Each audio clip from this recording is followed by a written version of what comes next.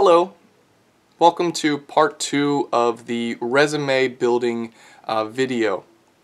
In the first video I went over the different parts that you should have in your resume, and now I want to actually show you examples of a resume and also show you how to format your resume and what exactly it should look like when you send it to potential employers. So what I've done is I've found an example of a resume, and we're just going to go through it, and I'm going to talk a little bit about the different parts, the wording of the resume, and again the format, what it should look like, because that is very important. So the person that created this resume is Dory McDevitt. It's a very interesting name, right? But you'll notice it is bolded, right? It is very large and at the top portion of the resume, which is really important. Right underneath the name we have the address, okay? Address again is important as a way to contact you. They've also included their email, great, and their phone number. So there's 3 different ways to contact this person if the employer wants to call them in for an interview, or if the employer wants to contact them to let the person know that they've received the job. So include that at the very top portion of your resume. That's what I would recommend. Okay, it should look something like this. There are other ways to format it, but I think this is a good way to go about it. So the next section is the career objective. I really like this phrase, career objective. It sounds professional. It sounds focused. Okay, that's great. The wording under career objective, all right?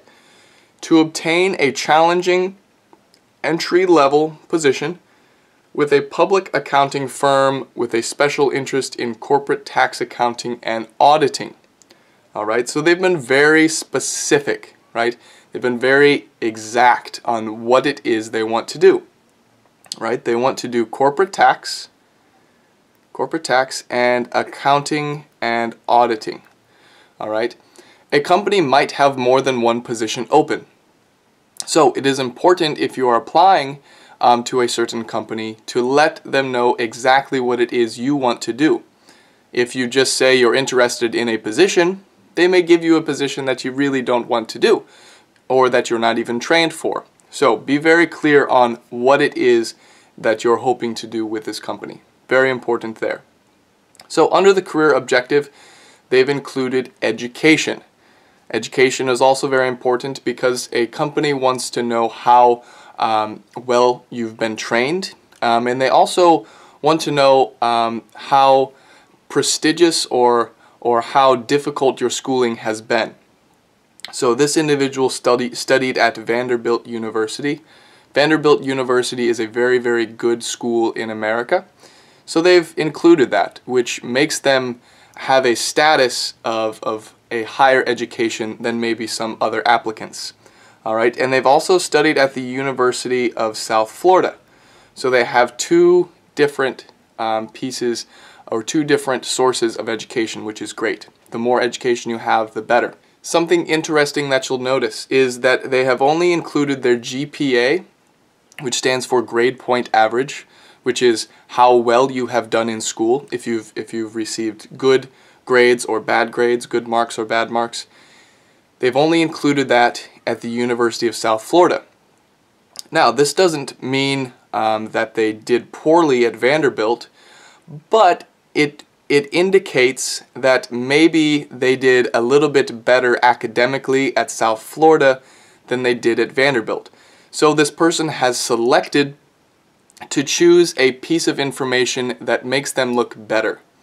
Okay, so a GPA is out of 4.0, right? 4.0. Okay, let me write that for you. 4.0. This person has gotten a 3.6 GPA.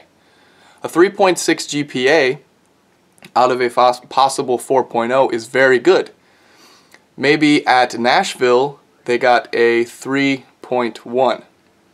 That's not quite as good as a 3.6. So they've chosen to present a piece of information that makes them look as good as possible. Okay, that's an important strategy. If maybe you didn't do so well in one area, but you did great in another area, talk about the area you did very well in. You don't need to let the employer know if you maybe didn't do as well. Okay? Good strategy to keep in mind. All right. So, related coursework, which is definitely a positive thing to put in your resume. All right. So again, what job are they applying for? Accounting, corporate tax, and auditing. All right. So the courses that they've taken should connect to the job that they wish to receive. Okay. So they have managerial accounting and decision making. Okay, that can be very important. Advanced financial accounting. I would say that is important. You want advanced rather than basic. You want a highly skilled person. Good. Okay, corporate finance 1, 2, and 3. Okay, so not only have they taken one course in corporate finance, they've taken 3 at least, which is great. It again connects with the job. Advanced corporate income tax, perfect, also connects with the job. Microeconomics theory and applications, also very useful. Okay, so all of the courses that they've taken connect very well to their career objective. Perfect. All of this looks great. Internship. Internships are really important because they give experience to the potential new employee, which means the employee has worked in this field before. So they had an internship at Anderson, McBain, and Rothschild LLC, which they state is a regional accounting firm with 5 offices in the Southeast. Alright, so they've given also the location of the internship, which can be important. The Southeast might be viewed a little bit different than the Northeast. So it's good to give where you've done an internship. Alright, and then they give what they actually did with the internship. So, assisted in annual audit. Again, that connects back to the career objective. Created a workbook for newly hired interns so they can train people, so that's great for management. Received the Intern of the Month award, so they not only did well, that they excelled in their job. Great to add that. Assisted in a variety of bookkeeping tasks. So this person is well-rounded. So notice something really important about the skills section of this resume. They use bullet points, all right? These little black dots are what we refer to as bullet points. Bullet points are a great way to summarize information, and bullet points aren't usually written in complete sentences, which is important to keep in mind as well. All right, so just note, received the Intern of the Month award in the 2nd month of employment. All right, that's not exactly a complete sentence, right? Who received? I received. That would be a complete sentence, but they don't have I. They just say received. So you can sort of cut your sentences a little bit short. Created a workbook for newly hired interns.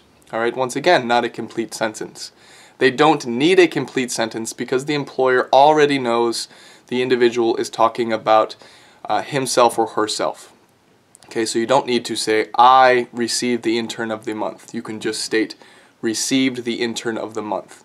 That can also help shorten your resume, right? Employers may be receiving hundreds of applicants. So the more clear and concise you can make a resume, the better. You want it to be short, you want it to be easy to read, and you want the resume to really move along. Okay, so the next section we have is honors and awards. Okay, achieved Dean's List for 3 years at school. Again, these aren't complete sentence. Member of Phi Kappa Phi Honor Society, great. First place, free stroke in the annual swimming contest. Give some personal skills. Again, not complete sentences. You want things to be concise and clear. You don't need to have well-written, formed paragraphs. All that is fine. Looks good. Certifications and license. Alright, so they've very wisely included what they are certified in. Okay, so they passed the CPA exam, which is an exam that you need to pass if you want to work with business taxation and auditing. They're also licensed in their field of work, which is very important to let your employer know and they include the year that they were licensed, which is good as well. They've also included some personal activities that they enjoy. Including personal activities that you enjoy can help let the employer know how you're going to mesh with the other employees of the company. An employer doesn't want to hire someone who the other people at the office aren't going to get along with. So this person, including that they hiked on the Appalachian Trail, which is a wilderness trail in America, maybe lets the employer know something about this person, and they could either like it or not like it. But it is good to let the employer know, I have other interests than work. Okay, so if you have any questions about actually creating your resume, get in contact with me on WeChat. I would be happy to answer your questions. The key things with a resume is to be clear, be concise, highlight your skills. Alright, this is a pretty basic format. There are a few different ways that you can write your resume. That's sort of up to you. But this is a great example of a quality resume that would look very good to a potential employer. Thank you for watching. I'll see you next time.